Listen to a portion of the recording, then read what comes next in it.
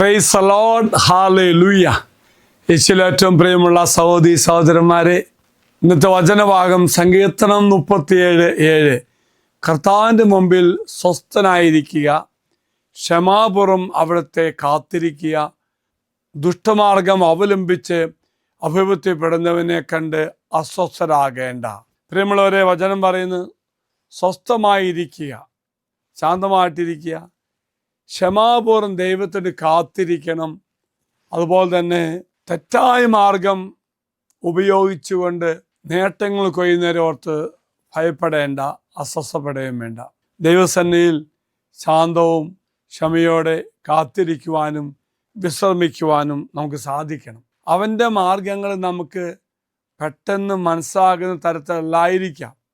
ഒപ്പം തന്നെ പല കാര്യങ്ങളും നമുക്ക് പരാജയം സംഭവിക്കുകയോ നമ്മുടെ വളർച്ചയ്ക്ക് ഉയർച്ചയ്ക്ക് പലരും തടസ്സം നിൽക്കുമ്പോൾ അസ്വസ്ഥമാകേണ്ട, ക്ഷമയുടെ കാത്തിരിക്കുക എന്നാണ് വചനത്തോടെ വെളിപ്പെടുത്തുന്നത്.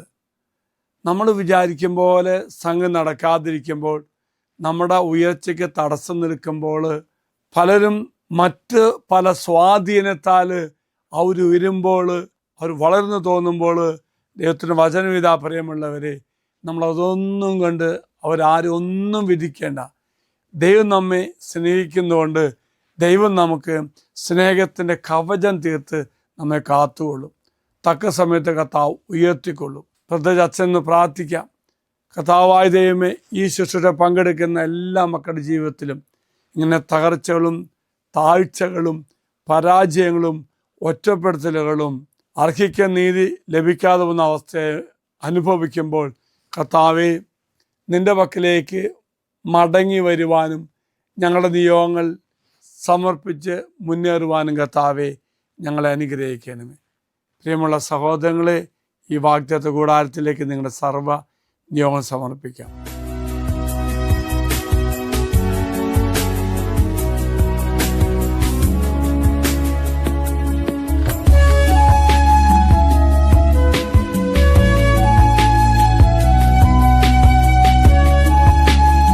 ദുഃഖത്തിൻ്റെയും വേദനയുടെയും ഒറ്റപ്പെടുത്തലിൻ്റെയും പരാജയത്തിൻ്റെയും അവസ്ഥ ദൈവത്തിന് അച്ഛൻ സമർപ്പിക്കുന്നു.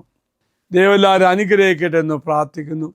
തമ്പുരാൻ്റെ വലിയ രക്ഷാകവചം അനുഭവിച്ച് ജീവിക്കുവാൻ ദൈവം നിങ്ങളെ സഹായിക്കട്ടെ. നമ്മുടെ കർത്താവായ മിശിഹാ കൃപയും പിതാവായ ദൈവത്തിൻ്റെ സ്നേഹവും പരിശുദ്ധാത്മാവിൻ്റെ സഹവാസവും നാം എല്ലാവരോടും കൂടെ ഉണ്ടായിരിക്കട്ടെ, ഇപ്പോഴും എപ്പോഴും എന്നേക്കും. ആമേൻ.